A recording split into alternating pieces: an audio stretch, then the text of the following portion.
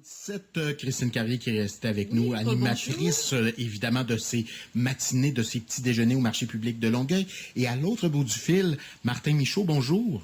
Bonjour. Romancier, maître du polar, du thriller. Moi, j'ai lu il y a quelques années Il ne faut pas parler dans l'ascenseur. C'était ça, un titre, Il ne faut pas parler dans l'ascenseur. Je me souviens d'avoir lu ça, c'était fabuleux. Oui, donc écoutez, déjà de vieux souvenirs 2010. Oui, mais je me souviens d'avoir lu ça puis d'avoir dit il faut que je le suive lui, ce que j'ai pas fait et je m'en veux terriblement. Mais je vais mais tu peux je vais corriger le tir.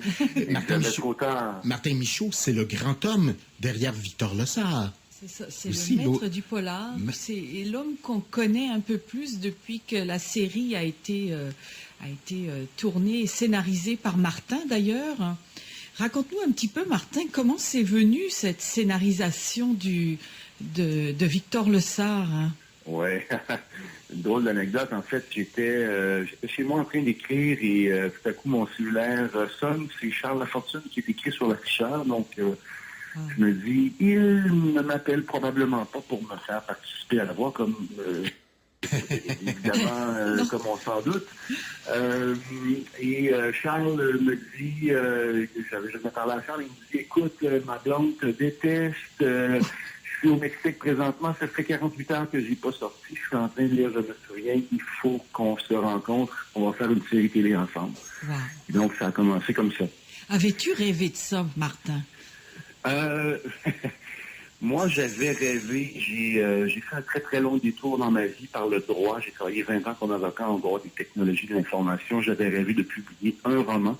Okay. Je n'avais pas rêvé la suite. Et donc, 7 ou 8 ans plus tard, c'est 8 romans publiés, 2 séries télé en français, des romans qui sont publiés en Europe, qui seront éventuellement publiés dans d'autres marchés. Séries télé, on espère également l'avoir un jour dans d'autres marchés. Donc non, je n'avais pas rêvé là-dessus. Puis tu n'avais pas rêvé tous les beaux prix que tu as gagnés aussi. Non, mais oui, ça évidemment, c'est toujours quelque chose qui arrive comme une formidable surprise, une grande tape sur l'épaule. On les espère...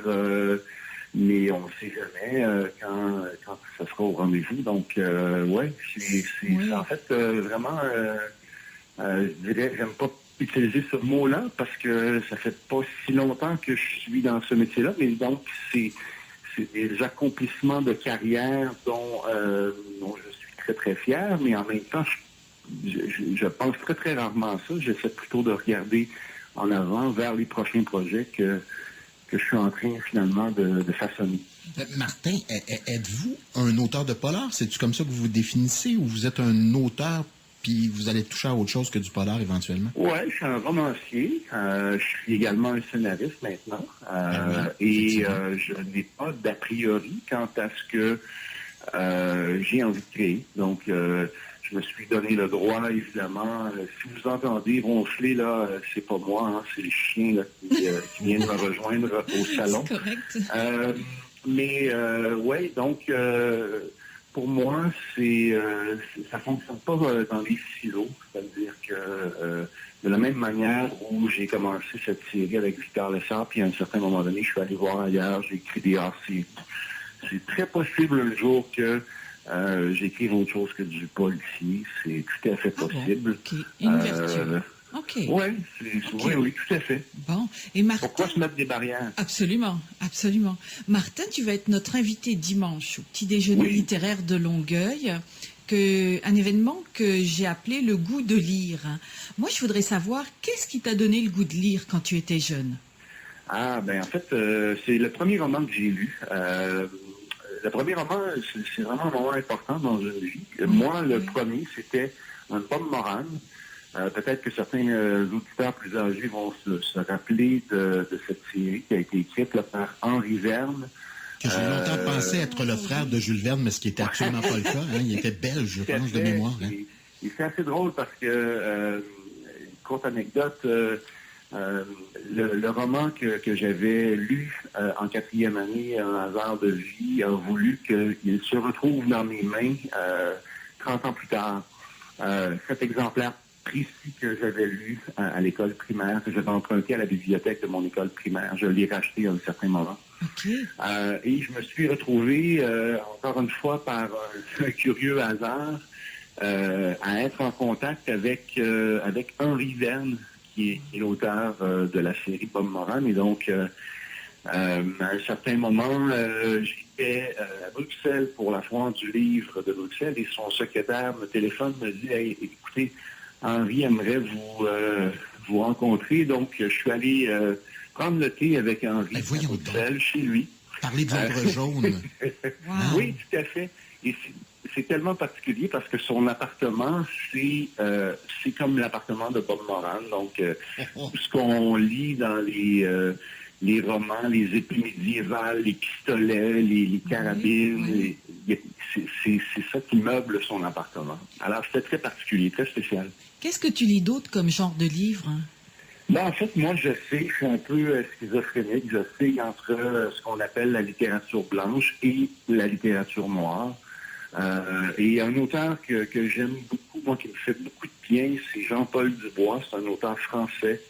Il est connu plus particulièrement pour un roman qui s'appelle Une vie française. Moi, qui est le roman dans toute son œuvre qui est celui que j'ai le moins apprécié.